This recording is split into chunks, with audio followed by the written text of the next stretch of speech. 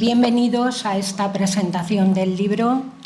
En primer lugar, disculpar al diputado de Cultura porque en un principio él quería estar en la presentación de este libro y no ha podido venir.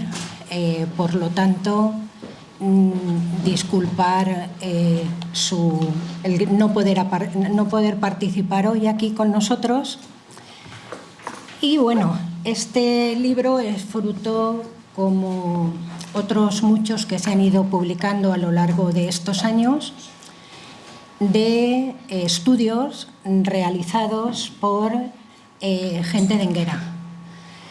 En esta ocasión han trabajado Dolo, Juanjo, Pepe, y en la parte de biología no puede estar presente quien participaba también, que es Vanessa. No, Eso, Laura Herrero. Perdón. Laura, ¿vale? Recoge un poco el fruto de su esfuerzo, y siempre es bueno el poder recopilar en un libro los estudios que se realizan, porque es la forma de tener datados y tener este material que puede ser utilizado por otros y que puede dar a conocer, como es en este caso, la utilización de la piedra en seco. A mí no me queda más que daros las gracias a vosotros, daros las gracias a todos los que han participado en este libro, y que un poco los autores del libro nos lo presenten y nos expliquen un poco qué es lo que ellos hicieron, que está aquí recogido. Así que adelante. Pues nada, lo primero, buenas tardes. Este libro ha sido fruto del trabajo que se ha ido desarrollando en el Ayuntamiento ya desde el año 2000. No es algo que sea nuevo, novedoso. Ya en el año 2000, en la Agencia de Desarrollo Local, se consiguió una ayuda europea en la que se pudo reconstruir y poner en valor una serie de elementos, de cucos, pues que se encontraban en muy mal estado. Fue una ayuda muy curiosa, porque se enfocó a recuperar propiedades que estaban bajo el dominio de particulares. Y se procuró pues eso, que la ciudadanía participase y fuera consciente del bien patrimonial que era propietario. El estudio consistió básicamente en aquella época en recoger lo que era la técnica de la piedra en seco, el buscarle paralelos y poner un poco en valor, porque en aquel momento, aunque ya había habido gente que la década anterior había trabajado la piedra en seco, pues en aquella época era una gran novedad. Todo el mundo se estudiaba pues el patrimonio con letras mayúsculas. Y entonces empezamos a actuar pues con el patrimonio del día a día, el patrimonio que está entre nosotros.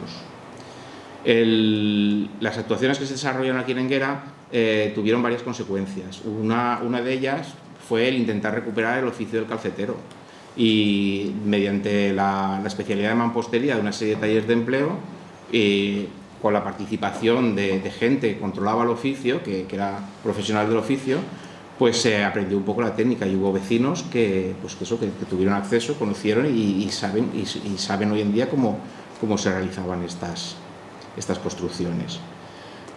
Luego, una vez ya hecho el proyecto europeo y el trabajo, lo que intentamos ya fue rentabilizar el esfuerzo, y eso se conseguía poniendo en valor y haciendo una difusión del patrimonio que teníamos. Y lo que hicimos fue la impresión de un libro, que ya se hizo en el 2001, se imprimió material de mano y se creó una ruta. El volumen que ahora presentamos, que está subvencionado por la Diputación de Valencia y por LETNO, el Museo de Etnología, nosotros lo planteamos como, desde hace años, como un trabajo colaborativo. Por parte del Ayuntamiento se trabajó la Agencia de Empleo y Desarrollo Local, trabajó el museo, y contamos con la colaboración del Guarda Rural, que nos ha hecho, como siempre que hay que hacer desplazamientos y visitar sitios y tal, pues contamos con su colaboración. Luego logramos convencer a 4 enguerinos para que participasen con un capítulo aparte y cada uno se responsabilizase de una parte del trabajo, que consistieron, que fue Miguel Ángel García, que es un chico que es arquitecto, un vecino de aquí de Enguera, que estudió el bioclimatismo de los cucos. Laura Herrero hizo todo lo que estaba relacionado con la vegetación que crecía en los cucos. María Dolores se encargó de darle una visión desde el punto de vista turístico y del desarrollo, y finalmente José Simón, Pepe, hizo un trabajo en el que estudió los cultivos que estaban relacionados con el mundo de la piedra en seco y cómo podría haber evolucionado. Ahora os comentaremos un poco, como viendo la sala somos todos de aquí, era por si había gente de fuera. En esta diapositiva lo que vemos es la Sierra de Enguera y lo que es el macizo del Carroch. Y con esta diapositiva intentamos explicar el tipo de paisaje que tenemos y el tipo de paisaje donde se construye la piedra en seco. A partir de la Sierra de la Plana hacia el norte, hacia lo que es el macizo del Carroche, hay toda una serie de explotaciones agrícolas caracterizadas por estar dispuestas en bancales, en calzadas, que se caracterizan por la abundancia de la piedra caliza y la piedra tapar, y es el medio que se aprovecha para construir los cucos. Una visión más cercana de lo que sería la vall y las primeras estribaciones del macizo. Y luego aquí, por ejemplo, hemos querido poner el ejemplo de una finca donde se levantó un cuco. Este es el Cuco Magna y la finca a la que está vinculado.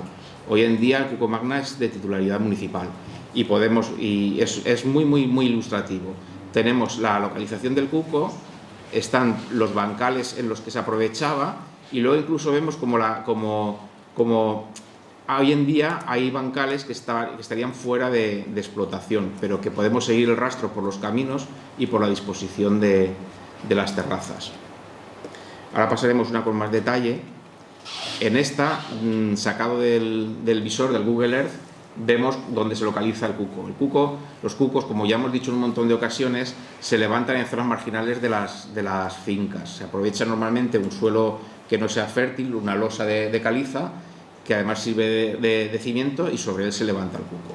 El caso del Cuco Magna es muy significativo, es una construcción bastante singular dentro del mundo de los cucos. Es un cuco muy grande, es un cuco muy vistoso, tiene una entrada muy desarrollada, luego en el interior tiene un pesebre, tiene una chimenea, en el exterior hay un aljibe. Es, digamos, de los cucos de mayor tamaño y los que serían más habitables, junto, por ejemplo, con el de la familia de los Gómez Bleda, de Miguel Gómez Bleda, que sí nos ha quedado para siempre el nombre para el cuco. Este es otro ejemplo, ya en la zona de la Rocha, de donde se localiza un cuco y los cultivos que hay alrededor. El cuco estaría en esta zona de aquí abajo, donde se mueve la flecha del cursor. En realidad la caliza es la gran maldición de las zonas de los primeros piedemontes. Es muy abundante. Y la manera de poder aprovechar, de poder cultivar y retirarlo, es aprovecharlo para las calzadas o para algún majano, y ya de paso pues también se aprovecha para tener un hábitat estacional y ocasional, que son los cucos. Voy a pasar unas diapositivas rápidas, que es lo mismo que hemos comentado antes, por si había alguien de fuera y no conocía el paisaje. Todo un sistema de calzadas en la Rocha, en la que vemos pues lo que es el cultivo por excelencia de la sierra, lo que es el olivo. El olivo, ya hemos dicho en otras ocasiones, que es el último cultivo comercial que se pone en explotación en la sierra. Anteriormente estuvo la morera, que vino la plaga de la pebrina y hubo que cambiar el cultivo. Luego después vino la viña y vino la filoxera, y finalmente la viña se tuvo que sustituir por el olivo. Esperemos que no haya ninguna plaga así. Más ejemplos de bancales. Realmente la caliza molesta, pero llega un momento en el que sin querer, involuntariamente, adquiere un valor estético. El agricultor, sin tener esa intención, ordena y distribuye, y salen ejemplos como esta diapositiva o como esta otra. En algún momento se podía pensar que pertenece a un jardín o pertenece a algún tipo de elemento que no sea meramente productivo. También es verdad que también hay bancales que no todo es piedra. Aquí tenemos un ejemplo de olivos en una superficie bastante más amable. Y por último, lo que es la auténtica riqueza de la Sierra de Oliva, la Sierra de Enguera, que es la oliva. Vale, el cuco es una construcción de tipo tradicional. Hoy en día diríamos que está levantado con materiales de proximidad. Sabemos que es un recurso, la piedra hoy en día, la caliza, si no pasa nada, que es un recurso suficiente y no se agotaría. Y luego, para llevar a cabo estas construcciones se usan técnicas y oficios tradicionales. La técnica de la piedra en seco conceptualmente puede parecer muy sencilla, pero se tiene que tener mucho oficio para hacer un trabajo de calidad y que el acabado sea como debe de ser, ¿vale? Entonces, la técnica de piedra en seco, la piedra trabada en seco, emplea dos materiales principales, lo que es la piedra caliza y la piedra de tapar. La piedra caliza se suele emplear en lo que es la base, por decirlo de alguna manera, sobre la que se construirá la cubierta, y la piedra de tapar, que es más liviana y más manejable, pues suele ser la que, por medio de las aproximaciones de hiladas, pues se use para cubrirlo. En la imagen pues tenemos varias soluciones. Tenemos un dintel hecho con dos lajas, tenemos una de las pocas representaciones de un arco, y luego, como hemos comentado antes, en el cuco magna, pues algunos tienen una chimenea, y que es un refugio ocasional que es habitable. Un ejemplo de lo que es un muro por fuera de mampostería, y aquí hemos querido hemos querido traer una imagen en la que se ve toda la caliza. Vemos cómo se va ordenando la piedra, cómo las piedras grandes se van calzando con ripios más pequeños, y cómo se procura que haya la ley de la traba, que dos mampuestos no estén uno encima del otro, sino que repartan el peso. La ventaja de a veces tener un cuco deteriorado es que nos permite ver cómo se construía, nos permite ver una sección, lo que hemos comentado con anterioridad. Toda esta pared es la que se realiza con la caliza. Aquí vemos en esta diagonal cómo hay losas de tapar que van aproximando sus hileras, van haciendo que se vaya cerrando la cubierta. Y en este buco es muy curioso, porque el muro exterior se prolonga hacia arriba y se rellena con una capa de ripio más pequeño. El siguiente paso en un cuco, para garantizar más la impermeabilidad, sería el cubrirlo con tierra quemada. Un detalle de lo que es el cuco anterior son lo que es la cubierta, lo que son las losas de tapar. Un detalle de lo que es una cubierta por fuera, en la que ya se ha usado losa contra losa y se ha cubierto de ripio. Y un detalle de lo que es una cubierta por dentro. Un ejemplo de una cubierta en la que solo se emplean losas. Si nos fijamos, el trabajo es prácticamente perfecto. Vemos como siempre hay un mampuesto que cabalga entre otros dos. Y luego, si observamos, las losas van cubriéndose una a otra, que es lo que garantiza la impermeabilidad del cuco, que luego la gente entre y no se moja. Otro detalle de una cubierta por dentro, que si vemos cómo están las losas dispuestas. Más ejemplos, desde la parte de dentro vemos cómo hay unas jambas que hacen de pilares, y cómo tenemos un dintel que es el que nos ayuda a descargar el peso de lo que es la cubierta y que haya un acceso seguro al cuco. Cuando hicimos el estudio nos encontramos muchos tipos diferentes de cucos. Nos encontramos cuadrados, nos encontramos redondos, nos encontramos ovalados, pegados a un bancal, a una calzada, sin pegar. lo que fuimos haciendo fue ir recogiendo un poco las características de cada uno y en algunos casos hicimos un croquis. Los croquis nos vienen muy bien porque podemos resaltar aquellos detalles en los que cada cuco es, digamos, especial o particular. En el de mi derecha, en este de aquí, por ejemplo,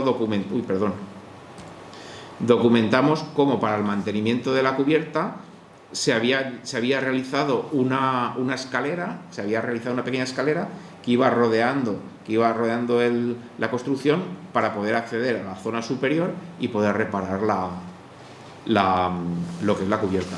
En el caso de la izquierda, pues nos llamó la atención la solución constructiva del dintel, que era un dintel muy grande, y cómo estaba adosado a una calzada. Cucos, además, los tenemos para refugio y también tenemos el tipo de los cucos aljibes, de lo que es el cuco de agua. Aquí tenemos un ejemplo de uno de los cucos de Ligueral y luego tenemos un día que estuvimos por el campo, como el agua se aprovecha hasta el final. Esto es una clocha, esto es un orificio, una oquedad natural en el suelo que debió de ser el origen que dio al cuco de agua. La persona que tenía la campiña pensó en cómo retener esta agua, cómo retener más, que es el siguiente paso, perforando la losa y luego ayudar a conservarlo, cerrándolo mediante la construcción en piedra seca de un cuco encima. No solo hay cucos, si paseamos por la sierra tenemos majanos, tenemos puentes y tenemos barracas. En las barracas hemos encontrado una variedad infinita de tipos, desde las más sencillas de 3 paredes con unos rollizos de madera, con un vano que ocuparía la totalidad de una pared, normalmente la fachada, hasta ya mucho más complejas, hasta la casilla del guardia, que en su día intervinimos y conseguimos dejar un refugio abierto para el que pudiese hacer sendero, tener un sitio de refugiarse. Del libro extrajimos un par de ejemplos. Teníamos la barraca de Victoriano en su momento. Yo hace un tiempo que no paso por allí, no sé cómo estará ahora, pero en su día era una auténtica preciosidad. Era una construcción muy pequeñita, tenía una viga maestra central, era una única crujía y un tejado a 2 aguas. Y la solución para el tejado era la de toda la vida. Eran rollizos, aquí vemos en la imagen de abajo, rollizos de madera en la que se ha atado cañizo, y el cañizo estaba atado con pleita, con cuerda de esparto. Y es una manera de construir muy sencilla, muy económica, que el principal esfuerzo es el trabajo que hace la persona que lo construye, porque son materiales que tienes más o menos a tu alcance y luego son fáciles de mantener. Estas barracas ya tienen cubierta de teja, pues ya han incluido un elemento como la teja, pero vamos, el resultado de una construcción de estas es para muchos años y la amortizas el esfuerzo. Y luego, por ejemplo, tenemos otras barracas, como la de la imagen, son construcciones ya más grandes, pues que tienen espacios individualizados. Y nada, esto hasta aquí ha sido más o menos mi intervención. Luego seguirán los compañeros, si queréis al final podemos abrir un turno de no ya preguntas sí, pero si además algún comentario o ver o dar alguna idea o ver cómo podemos seguir o cómo no podemos seguir o qué hacer, ¿no? Vale. A continuación será María Dolores la que seguirá con el... Sí, os comento un poco la intervención que hemos hecho un poco en el libro. El objetivo es que, claro, se hacen muchos estudios relacionados con Enguera y con todos los recursos que tenemos, que son, gracias a Dios, muy variados y muy amplios. Entonces, este era un recurso más, que era muy interesante porque partía desde el año 2001, que nos dieron la subvención, tal y como nos ha comentado Juanjo. Se hizo el proyecto a través de la agencia, en aquel momento lo dirigía mi hermano, y se consiguió recopilar una cultura que se estaba deteriorando, pero por momentos. Tanto la parte que era del saber popular de construirlo, como las propias construcciones que se desilvanaban. Bueno, a partir de ahí les gustó desde luego el proyecto y salieron pues, muchas reconstrucciones, que es lo que ha comentado él. Entonces, dando un paso más, ahora ya que están los proyectos preparados y ya que de alguna manera conocemos un poco las construcciones y demás, el planteamiento era pasear por el pasado. Es decir, tenemos una serie de construcciones muy cercanas al pueblo que tienen unos recorridos muy interesantes y muy cercanos. Y luego vas visitando determinados cucos. Entonces, ¿por qué no hacer de ese recurso tan cercano una ruta que tuviera la cualidad de que fuera un poquito más allá? Es decir, si la ruta la señalizamos, la visualizamos, la fotografiamos, la hacemos medioambiental y además turística, esa ruta de alguna manera es una manera de pasear no solo la gente de Enguera, que además le encantaría visitar su pasado, ¿vale? Porque es el pasado más reciente, sino además cualquier persona que viniera de fuera podía utilizar esa ruta como una parte turística. Entonces, vas pasando. La idea va basada en eso. Visita los cucos como recurso turístico.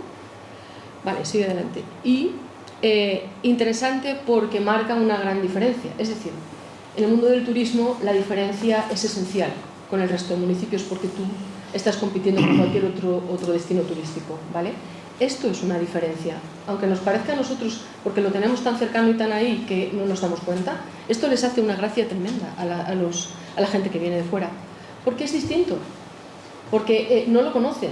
Y si además les explicamos todo lo que realmente se sabe de esa parte cultural, pues aún les gustaría muchísimo más, porque es un sitio donde almacenar, porque es un sitio donde tomar el fresco, porque es ¿me entendéis lo que quiero decir? Va mucho más allá. Es una idiosincrasia de un territorio con unas características muy determinadas y eso lo hace muy especial, ¿vale?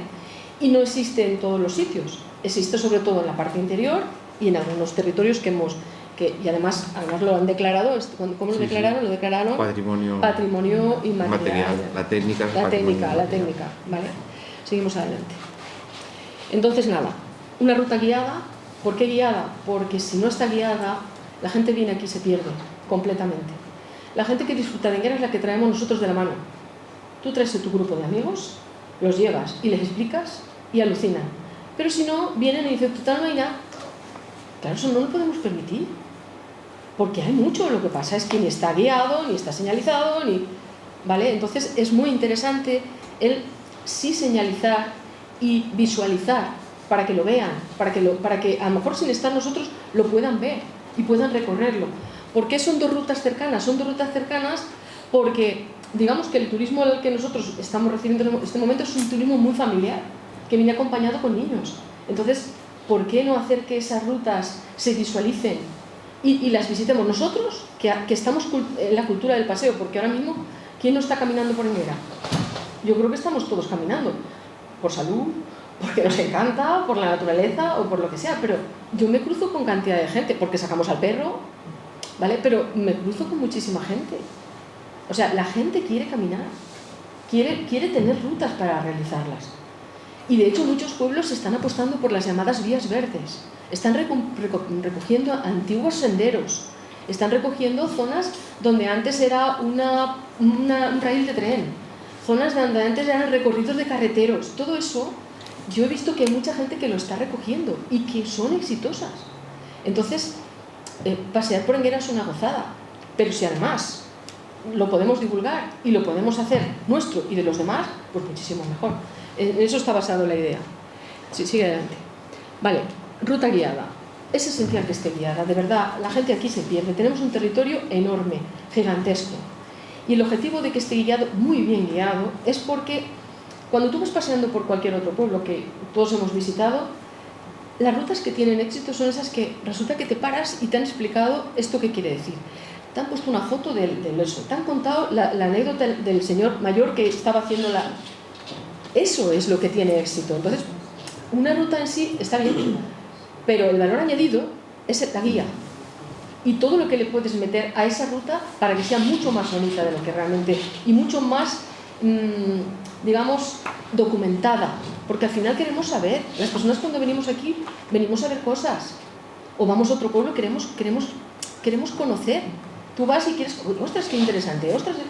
Pero claro, tienes que hacerlo muy bien hecho para que la gente lo conozca. Seguimos adelante. Turística. Turística porque tenemos recursos y debemos de sacarlos a relucir.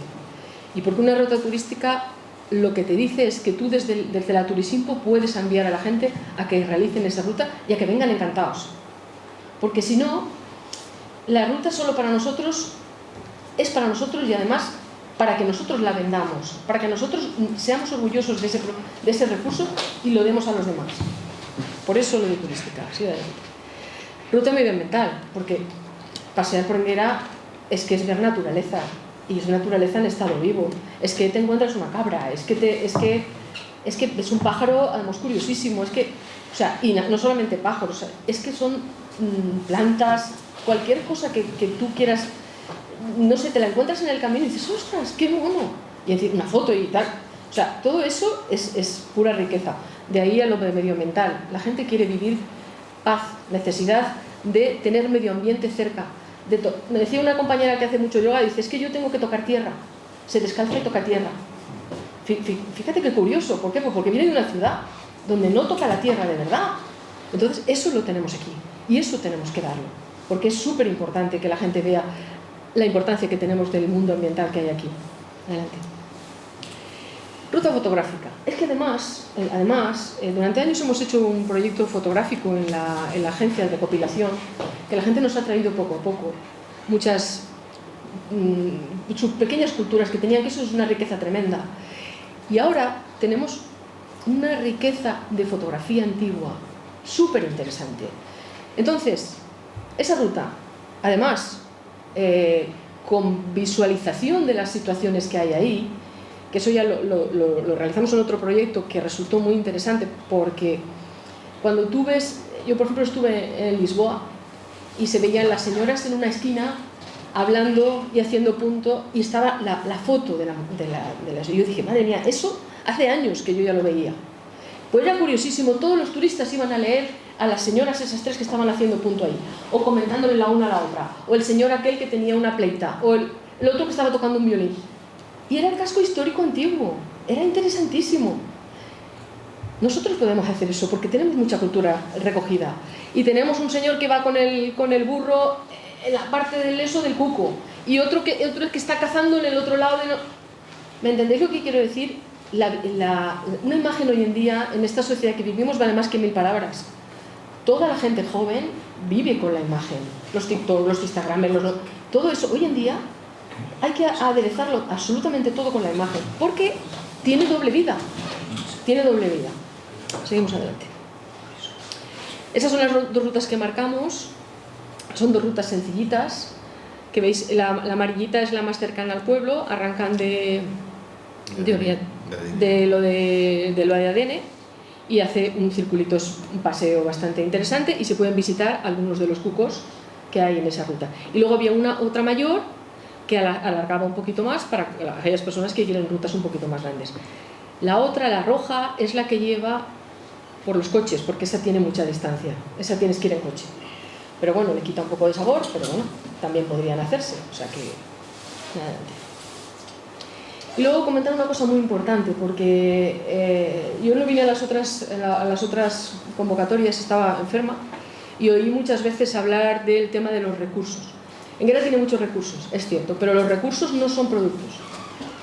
Los recursos son recursos, y los recursos, si no se transforman en productos, no se rentabilizan. Entonces, yo quería hacer esa distinción porque es muy interesante.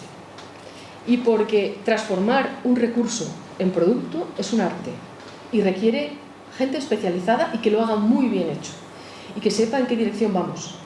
O sea, en realidad tendremos que decidir qué tipo de turismo queremos ser y cómo tenemos que hacerlo. Y luego utilizar todos los recursos que tengamos, transformarlos en productos. Pero si ese trabajo no lo hacemos, estaremos siempre aquí en los recursos y enumeraremos recursos una y otra vez, que son estos, y son recursos y bien estudiados y benditos que sean, ¿vale? Porque otros pueblos no tienen tanto. Pero si eso no lo transformamos, seguimos estando donde estamos, en el punto de partida de siempre, ¿vale? Y eso me apetecía decirlo porque el otro día cuando estaba enferma lo escuché y dije, por lo menos que la gente sepa que tenemos que dar un paso adelante. Sigue adelante.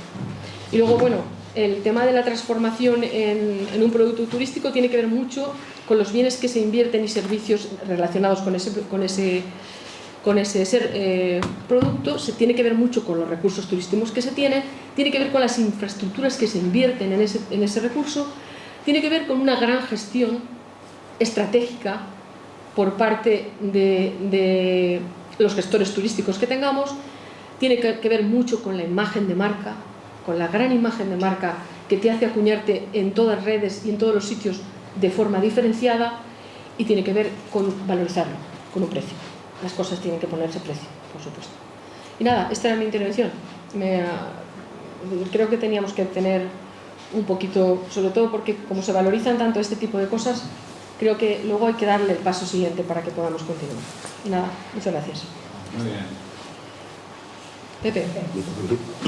A continuación, Pepe, pues comentará un poco lo que ha sido su colaboración. ¿A mí me habéis oído? Sí, sí. Bien, pues nada, buenas tardes. Mi colaboración surge un poco porque durante la pandemia teníamos mucho tiempo para pensar y hacer cosas, ¿no? Y bueno, en principio cayeron en mis manos 2 libros que yo tenía de paisaje agrario mediterráneo, y sacando datos, ¿vale? Pues al final me movió mucho la curiosidad del cuál había sido la evolución de los cultivos que estaban generados alrededor de los cucos, ¿no? Y un poco con todo eso, pues cuando tenía el artículo más o menos escrito, se lo pasé a Juanjo, porque digo, no sea que diga alguna inconveniencia de los cucos, que él conoce más que yo, y por eso cuando se planteó hacer el libro me dijo de participar e incluir este artículo, ¿no? Yo no pretendía tampoco hacer ningún estudio súper exhaustivo, sino un poco de forma sencilla y documentada, pues ver cuáles fueron los primeros cultivos asociados a los cucos y el porqué de ese tipo de construcciones y en esas zonas, ¿no? La imagen representa un poco un espacio forestal y una isla, que es las campiñas, ¿no? Que un poco nos habla del tipo de ordenación del territorio y de históricamente cómo ha ido evolucionando, ¿no? Es curioso porque realmente durante prácticamente 800 años el paisaje o la estructura del paisaje ha variado muy poquito en el término municipal de Enguera, ¿no?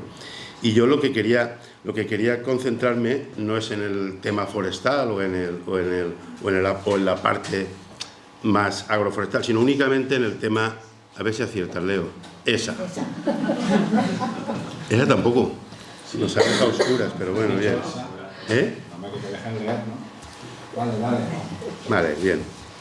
Y la primera parte del artículo habla de la evolución y del modelo territorial históricamente, ¿no? Son cuestiones que seguro que todos los enguerinos casi conocemos, porque es desde que Enguera se constituye como una encomienda hasta la venta a los Borja de lo que es la villa, toda la transición que supuso el tema de el tema del territorio, que al final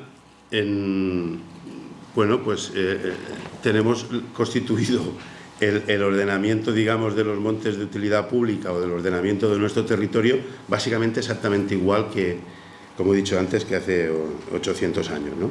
Entonces, primero, yo lo que intentaba, leyendo todos los artículos, era situar la época en la que más expansión tuvo la ampliación del territorio agrícola en el término municipal, ¿no? Entonces, pues bueno, a través de todo el tema histórico, pues lo que sí que hemos situado es que a finales del siglo XVIII, primeros del XIX, es cuando más expansión, digamos, agrícola ha habido. Coincide un poco con la sentencia que hubo sobre la propiedad de los montes enguerinos, ¿vale?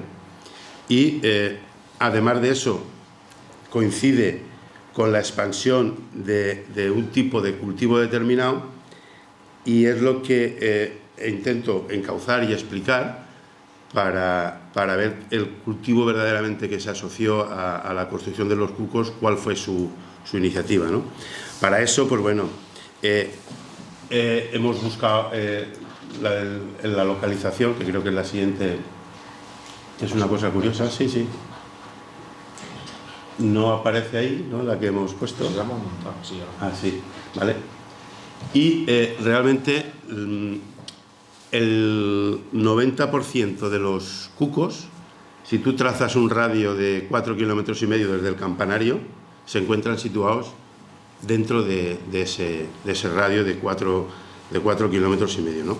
Yo en el artículo intento buscar la superficie de las campiñas, qué relación tenían con los jornales que se podían realizar, para ver exactamente que un desplazamiento de ese tipo en aquel momento, pues o tenías un refugio o con el incremento de las superficies que la gente estaba sacando en el territorio, no tenías más remedio que no podías ir y volver en el mismo día, porque prácticamente te pasabas medio día yendo y viniendo, ¿no?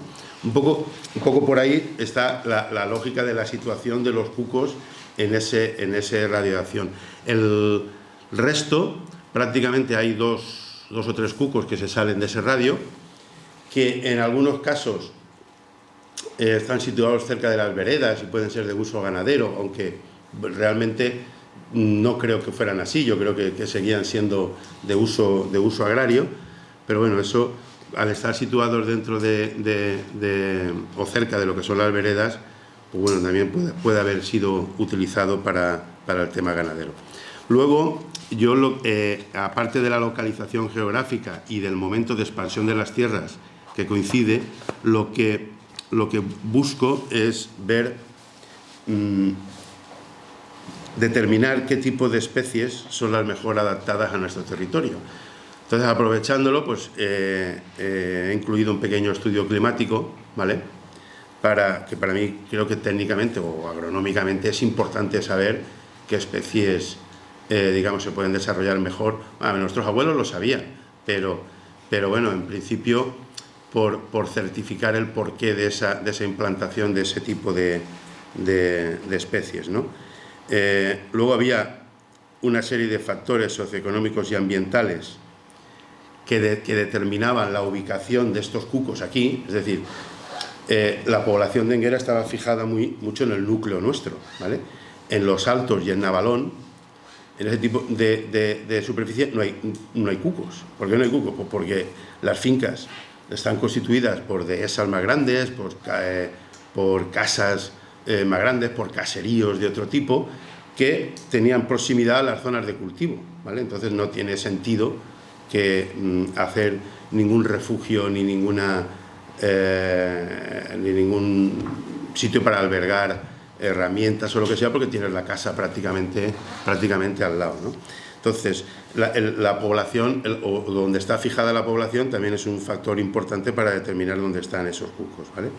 Y luego, ya básicamente lo que hay en la última parte del artículo es sacar, una vez tenemos la época, una vez tenemos la localización y una vez tenemos qué cultivos son los mejores y los mejor adaptados, pues lo que intento es mezclar o coordinar todas esas cuestiones para saber en qué determinados momentos una serie de cultivos se implantaron en nuestro territorio, ¿no? Porque pese a que hoy salimos y todos son olivos y nos creemos que somos el ojo de la aguja del cultivo mediterráneo, pues esto no ha sido así. Y realmente, si lo pensáis o vais por las campiñas, ¿qué olivera tiene más de 100 años? En las campiñas, me refiero, ¿eh? Todos son olivos pequeños, que sus condiciones agronómicas, por el tipo de superficie que tienen y donde están asentados, tampoco pueden desarrollarse como unas zonas de huerta o de que tengan una superficie de aporte de tierras, ¿vale? Las campiñas, lógicamente, son pequeñas, pero realmente tú vas y dices, pues no tienen edad para considerar que estos territorios sean siempre hayan estado bajo el cultivo del olivo. El olivo siempre ha sido hasta determinada época un 8% a principios del 19 del territorio, ocupaba un 8%, ¿vale? Y cultivos como la viña ocupaban ya un 30% del territorio, simplemente por cuestiones socioeconómicas. En aquel momento pues estábamos cerca de los puertos de Gandía y de Valencia, con el tema de las pasas, que había exportación. Bueno, pues todo eso lo que hacía era al agricultor en aquel momento pues un poco determinarle, orientarle a qué cultivo tenía que plantar, ¿no? El cultivo del olivo en nuestro territorio era más de subsistencia. Pensar que en todo el término municipal, pues a lo mejor en la época de mayor desarrollo habían casi 25 almazaras, pero eran almazaras pequeñitas que eran para los propios caseríos, para el propio abastecimiento, no estaban pensados a nivel de una obtención de una rentabilidad económica, ¿no? Entonces, pues al final el candidato más común que teníamos en aquella época para situarlo junto a los cucos, por condiciones ambientales, por condiciones socioeconómicas, incluso por una cosa que ha dicho muy bien Juanjo, que agronómicamente la viña lo que quiere son suelos pobres, es donde mejor va. Y los suelos calizos, pues es un suelo que está perfectamente adaptado al uso de la viña, ¿no? Bueno, pues a partir de ahí aprovecho ya que estaba y hago pues algunas consideraciones agronómicas que creo que son interesantes sobre otros tipos de cultivo y cuestiones un poco más técnicas, pero que me parecieron interesantes para conocer otras cuestiones, ¿no? Y antes de las conclusiones, pues únicamente incluí una parte de agrobiodiversidad, precisamente por lo que las imágenes que habéis visto. Hoy el término municipal de Enguera está llena de olivos, completamente, ¿vale? Pero nadie cae en la cuenta que, o sí que caemos, pero realmente nos lleva todo el tipo de producción agraria, nos ha llevado a implantar especies conforme hemos ido aprovechando económicamente, el decir, pues ahora plantamos todo. Un ejemplo tienes en la ribera, todos los albaricoques, todos no sé qué, todos no sé cuánto. Es muy complicado, ¿no? Y la agrobiodiversidad, precisamente, lo que nos está diciendo, lo que nos decía antiguamente, y yo lo nombro a mi artículo, en el artículo nombré a mi abuelo, porque mi abuelo, yo lo recuerdo perfectamente, que tenía 7 tipos de cultivos distintos. Tenía el olivo, tenía el ciruelo, tenía el melocotón, tenía viña, tenía manzana, y eso le permitía, en un espacio de tiempo de un año, atender a todos los cultivos, a cada uno en su época, ¿no? Entonces iba midiendo. Y encima, lo que hoy hacemos de forma mecánica, es decir, somos capaces de ir a un laboratorio a comprar el tipo de bichito que se come la plaga de la mosca del olivo, cuando realmente la agrobiodiversidad lo que nos permitía era que unas plantas con otras interaccionaban de tal forma que las plagas se controlaban muchísimo mejor, ¿vale? Entonces, pues bueno, consideré interesante ponerlo porque en este momento, hace unos años, salió una plaga en Italia que se quedó en Mallorca y aquí pasó en Alicante a los almendreros, pero si llega a pasar la Sileya, pues ¿qué recurso nos hubiera quedado en el término? Ninguno, porque si entra y se carga el olivo era un monocultivo y sigue siéndolo. Entonces, un poco es la reflexión de decir, no es el camino adecuado. He aprovechado el artículo para ponerlo, ¿no?, a mi modo de entender, ¿vale? Yo soy de los que creo que aún tenemos recursos tanto administrativos como de personas que trabajan, que el agricultor seguramente con apoyo seguro que era capaz de cambiar el chip, ¿vale? Lo que no puede ser es trabajar en la agricultura, estar mal pagado y encima por todos los problemas que eso conlleva, ¿no? Pero creo que es una parte importante, ¿no? Y luego, pues bueno, ya simplemente escribo las conclusiones un poco, pero lo que quiero es que lo leáis, así que no os lo cuento del todo y lo vais leyendo. Y nada más, bueno, eso es lo que lo que he podido colaborar yo con el tema del libro. Pues nada, hemos participado las personas que estamos aquí, que hemos colaborado en el libro. Si tenéis alguna pregunta, alguna consideración o queréis comentar algo, pues ahora es el momento. ¿No? Yo, aprovechando que estés aquí, quería saber todo el mantenimiento que hicisteis, la reconstrucción de los cucos del año 2001, ¿no? 2000, sí. Para tu Yo no sé, ¿no? Eso fue un convenio, ¿no?, entre propietarios del cuco con la administración, en este caso ayuntamiento. Sí. Pero vale, ha pasado el tiempo y el mantenimiento de esos cucos, ¿de quién es? Es de la propiedad. Es de la propiedad. El proyecto se vino muy bien porque fue una ayuda que salió en Europa, era bastante novedosa, y lo que ayudó fue a que el propietario que lo tenía tomara conciencia de que era un valor, no un estorbo. Nosotros cuando hicimos el proyecto había gente que había regalado el cuco para que fuese un vecino con la pala y se llevase la piedra porque la necesitaba para nivelar cualquier cosa, ¿sí? Entonces fue un momento y un recurso muy importante para eso, para que la gente lo tuviese. Bueno, ¿qué pasa? De 2001, que es el libro, a 2023 son 22 años. Ha habido vecinos que sí que han tomado conciencia y que sí que lo mantienen y tal. Otros pues o han fallecido o el que compra no le tiene interés, y ese es el problema. Desde el Ayuntamiento de Anguera, desde el año 2000, digamos que es cuando se empieza a trabajar todo esto. Cuando se ha intentado hacer un plan general de ordenación urbana, siempre se ha tenido la sensibilidad de la piedra en seco. El boom de la piedra en seco ha sido la declaración como patrimonio inmaterial de la humanidad de la técnica, pero siempre se ha tenido aquí esta sensibilidad, y incluso en los borradores de los planes generales se calificaba cada cuco como un BRL, como un bien de relevancia local. Eso tenía una ventaja, que un BRL no significa que no lo puedas demoler o no lo puedas quitar, pero ya tienes una figura que te da un toque de atención.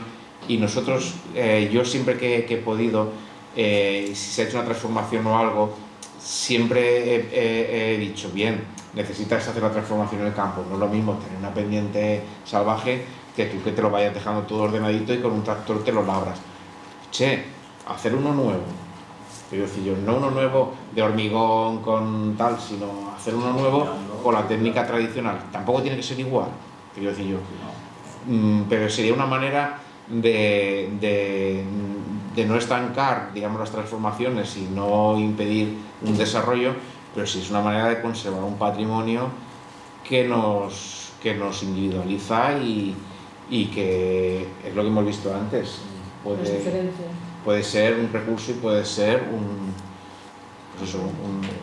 podemos sacar una rentabilidad cultural, social, económica, deportiva, le podemos sacar mucha rentabilidad. Y pues eso, al final depende de la sensibilidad de cada propietario. O también estoy de acuerdo con lo que ha dicho María Dolores, ¿no? Señalización y...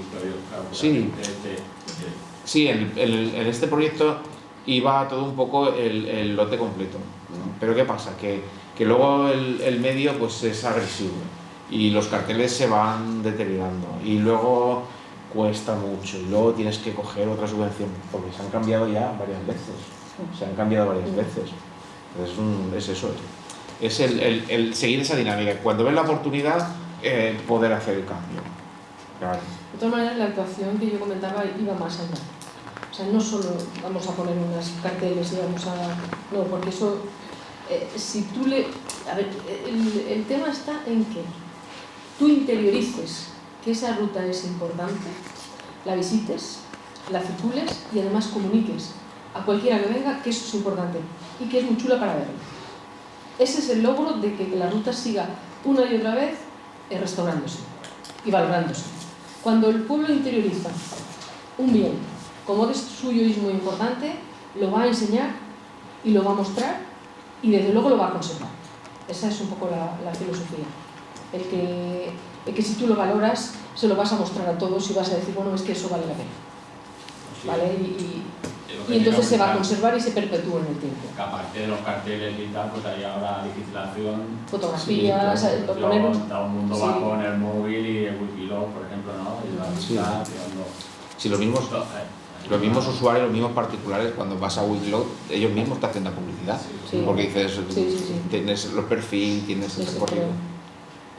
Pero no solamente con los cucos, sino con lo que decían, ¿no? Todo lo que incluye el término de Enguera, cuevas, abrigos... Sí, tenemos una cantidad de recursos tremendos. Las que son dos, ¿no? La del abrigo de... Bueno, en realidad hay una neolítica y otra moderna. Tartalejo, ¿no? La de ahí arriba, Sí. y el Chaco la pregunta, ¿no? Es Sí, un poco más de... la valorización se ve cuando se trabaja en un recurso.